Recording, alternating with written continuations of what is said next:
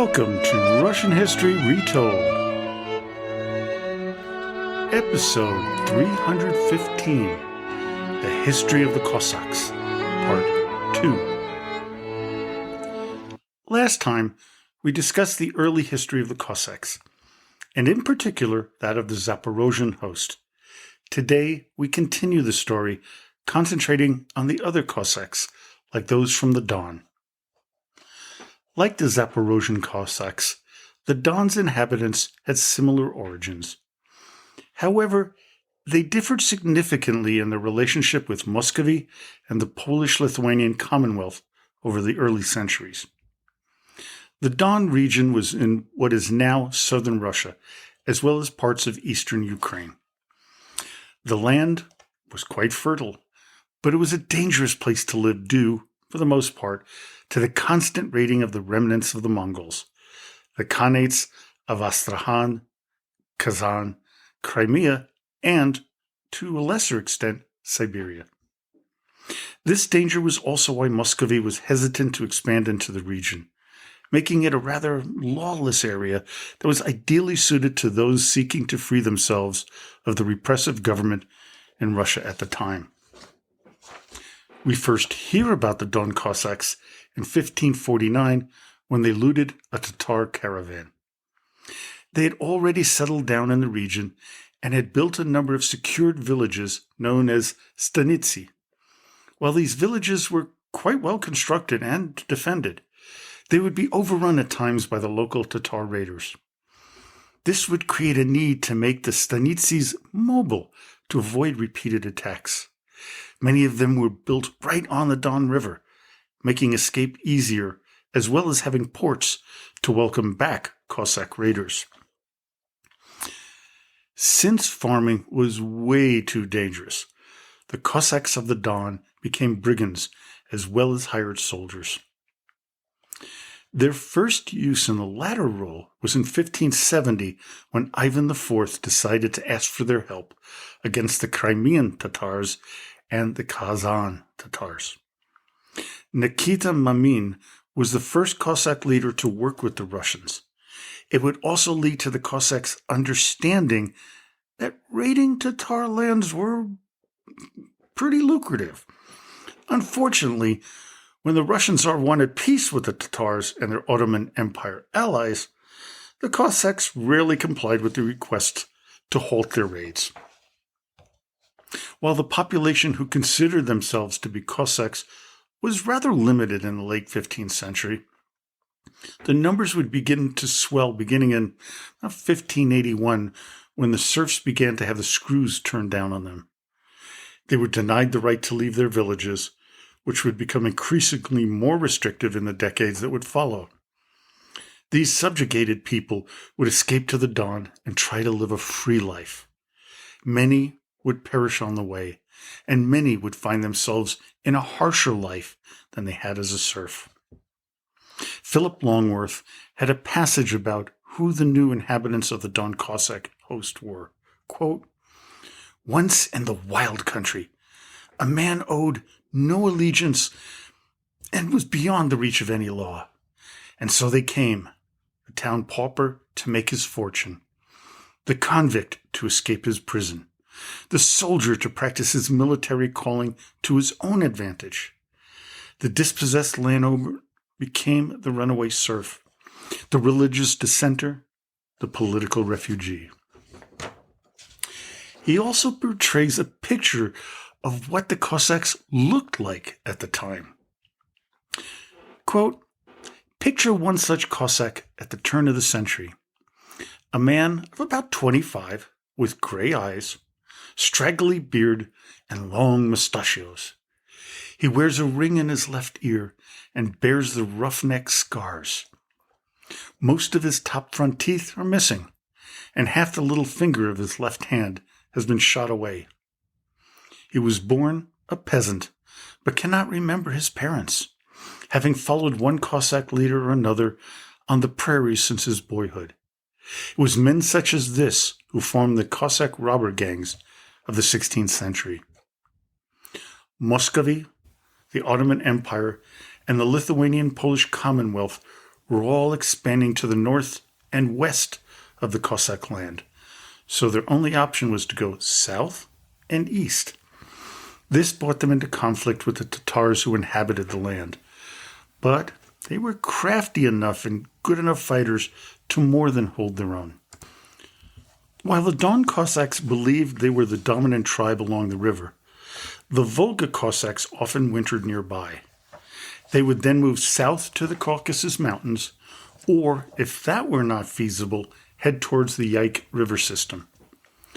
Life was so difficult for the early settlers that very few women were along for the ride. This would necessitate raids on Tatar villages to steal their women, or, as Longworth writes, quote, much in the same way as the early Romans raped the Sabine women. These raids would oftentimes return with few women, as the Tatars would give chase and recapture them. Still, many successes would show up in the future, as the Don Cossacks would be shorter and darker than their northern brethren. Their population in the early 17th century numbered about 6,500 warriors, some of whom had families. This would grow to about 10,000 by the midpoint of the 1600s. None of their settlements were heavily populated. An estimated 50 towns were on the Don, which means about 200 warriors per village. We cannot know how many women and children lived at the time, as no one counted them. According to official Russian records of 1776, they estimated that the total Don Cossack population of warriors was around 60,000, with about a total including women and children somewhere around 250,000. So what were the main trades that the Don Cossacks used to feed themselves? Fishing and fighting were their two main means of survival. Farming was an absolute no-go, as it would have tied them to the land, and that was the last thing they were interested in. On top of that, you could spend an entire growing season working the fields, and it would come to naught if the Tatar or Kalmyk raider party invaded and stole everything. To a Cossack, farming was the equivalent of slavery. Those Cossacks who had lived their entire lives by the Don not only disliked farming for themselves, but also abhorred anyone who decided to work the land on their own. Many would be attacked, beaten, and forced to leave the land, as it would, quote, bring inglory and dishonor on the Ottomans and the Cossacks of the whole Don community. This dislike of farming would come to an end in the late 17th century. Fishing was their main food source and means of making money in trade. While they developed advanced means of fishing, if the rivers froze too thick in the winter, they could face starvation, which occurred in the winter of 1640 to 41. Sturgeon was one of the most prized fish that the Cossacks of the Don could catch. Not only were they enormous and could feed an entire town, they were prized throughout Russia. The flesh of these behemoths was delicious, but it was their eggs, caviar, that made them so valuable. Merchants from far and wide would arrive in the lower Don to buy as much surplus as possible, and there would always be lots to purchase. Because they were averse to settling down, Cossacks were dependent on others for many goods and services. They had an abundance of furs, fish, hides, honey, and wax. What they lacked were grains, guns, gunpowder, nails, and cloth. Over time, Cossack communities would develop their own in-house tradesmen, but this was never sufficient to meet all their needs. As I mentioned earlier, another source of income was the raids into Ottoman and Tatar territories. Aside from acquiring gold and other valuables, kidnapping and holding those people for ransom could be extremely profitable. The higher their victims were in society, the more they could make. It was estimated that there would be about 2,000 people kidnapped each year, with the Cossacks receiving 20 to 40 rubles per head. If they captured a pasha, the Ottomans would pay up to 30,000 pieces of gold. This, though, was very rare, but it happened from time to time. Especially in the 17th century, the Don Cossacks would join up with their Zaporozhian brothers to raid the coastal towns of Turkey. The Ottomans viewed these as acts of war, but in reality they were just mainly ways for their northern enemies to make a quick ruble. Year after year, the Turks would attempt to block the invasions, but with little success. Yes, every once in a while they would destroy a Cossack raiding team, but quite often they would attack so quickly that the Ottomans couldn't respond in time. The Turkish chronicler Najim wrote, quote, "It can be stated with confidence that one cannot find bolder men on earth who care less about life and fear death less. Men experienced in marine affairs say that their skill and daring in sea battles makes them more terrible than any other enemy." The successes of the Don Cossacks, in particularly, caught the idea of Muscovy. They were in constant conflict with the Ottomans and their vassal khanates and could use these fierce fighters to their advantage. Their mutual religious beliefs tied them together, even if they had a strong level of distrust. Another interesting aspect of Cossack life was their system of government. It was a strong democracy, as they met at assemblies when necessary to make decisions for their host. The Don, the Yaik, and the Terek Cossacks would call their assemblies a krug, or circle, while the Zaporozhians called theirs a rada. It was at these gatherings that all of the major decisions were made. There was no formal voting as we know it. Boos or cheers were the way things were decided in the circles. Even the election of a leader, known as a hetman or ataman, was done by acclamation. The ataman would be bareheaded and carry a horsetail banner. If they lost an election, they would do their traditional hat and return to the ranks. The ceremony of being named the new leader was akin to what the ancient Romans practiced. They would, quote, refuse the appointment at least twice, allowing themselves to be dragged, struggling to the center of the ring by Cossack elders who would spatter them with mud as a lesson in humility. None of the laws that the Cossacks were expected to follow were ever written down. Longworth described how things originated within the host. Quote, "The rules were as vague and traditional as the punishments were primitive and harsh. A Zaporozhian thief who gave no restitution within 3 days might merely be beaten with rods by the man he had wronged. But elsewhere, a pilferer could earn himself a slit nose, a severed ear, or even death by hanging. If the Ottoman made a series of unpopular rulings, he risked being ousted or, even worse, killed. Over time, though, the power of the individual leader of the Cossack hosts gained more and more of this power. The assemblies would become rarer and rarer.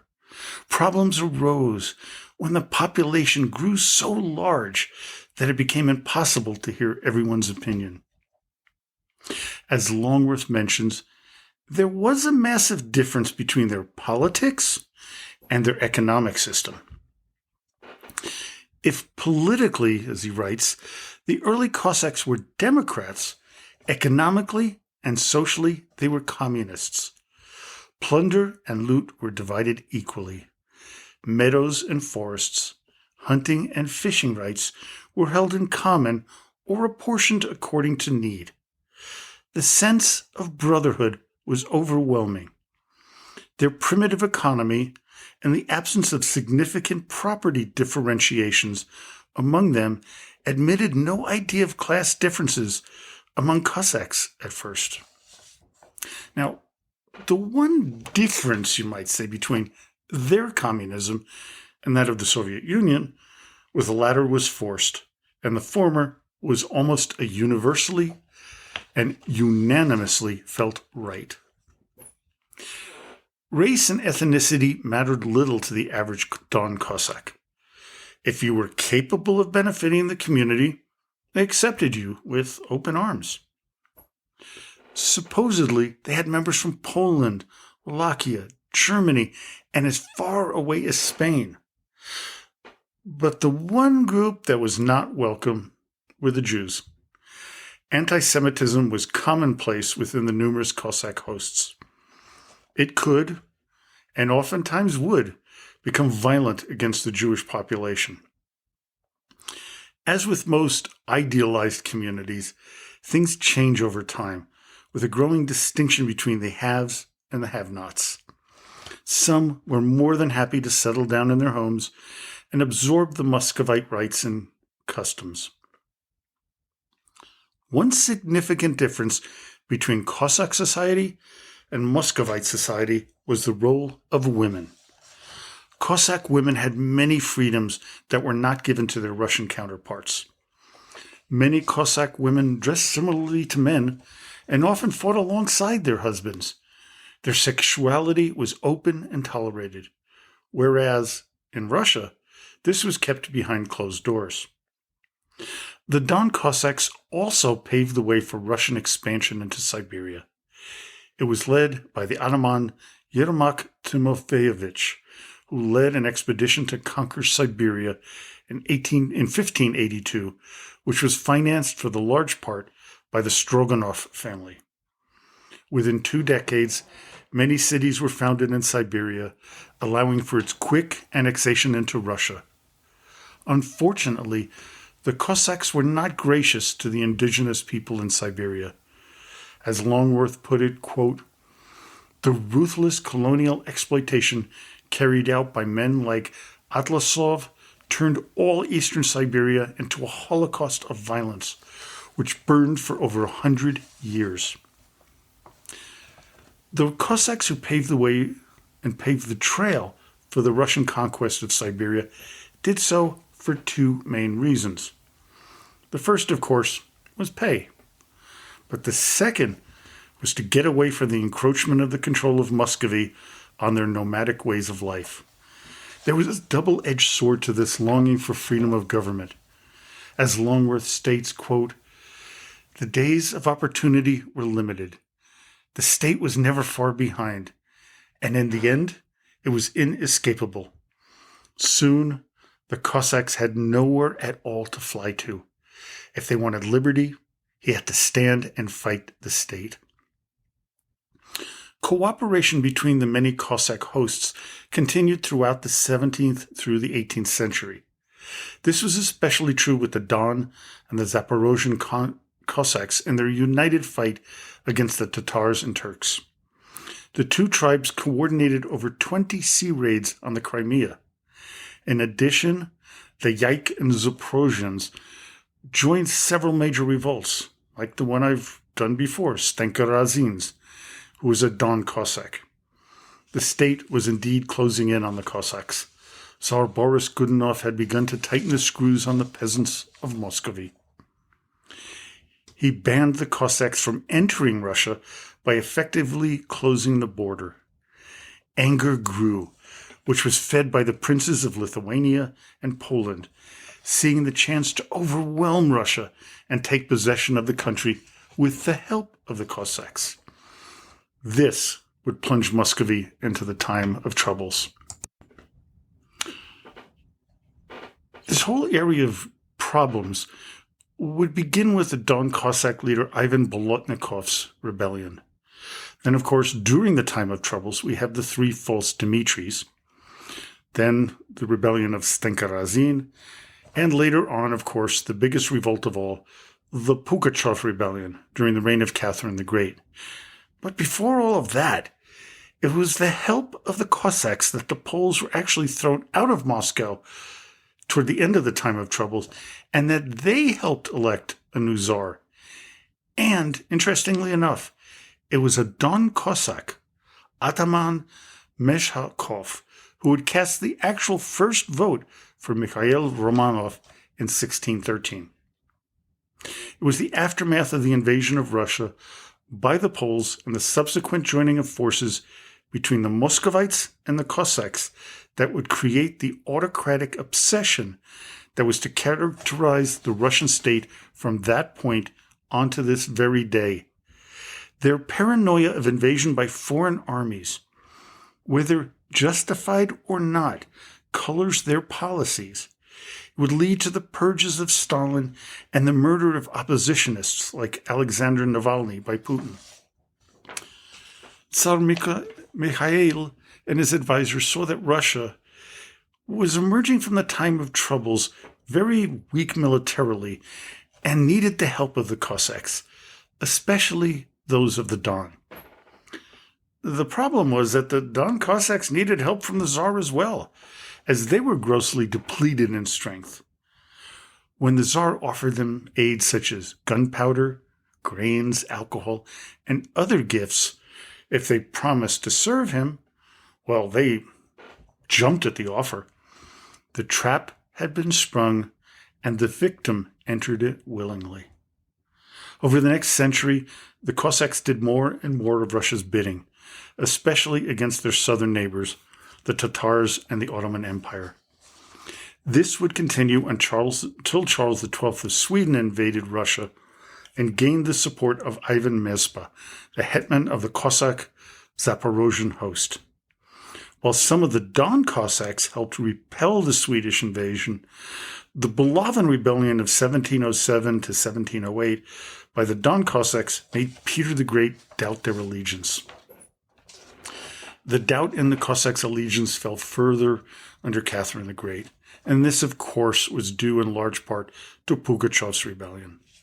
Being the largest of the Cossack rebellions, Catherine and the Russian government knew they had to reel in their southern citizens. If they were not reined in, they would lose forever their fierce independence. Before we go, as I mentioned last time, I'll be speaking at an online conference entitled Intelligent Speech 2025.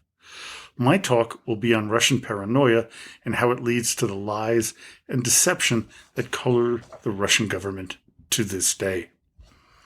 Now, this conference seems like a far time away, but it's on February 8th, 2025, and you can get a special discount if you enter the promo code RULER at checkout for your ticket. And I'm not sure about the price. It was an early bird price of $20, but that has since ended. But you can get 10% off the already low price. It's a great deal for this content. There's a lot of great history podcasters and other types of podcasters on this full day event. So really exciting to be part of it. And you just have to go to intelligentspeechonline.com and get your tickets today. Well, I hope you enjoyed today's podcast. Join me next time when we finish up our series on the Cossacks, which will include their growing dependence on Russia, their forced dispersal under Stalin, and their resurgence worldwide today. So, until next time, до свидания и спасибо за внимание.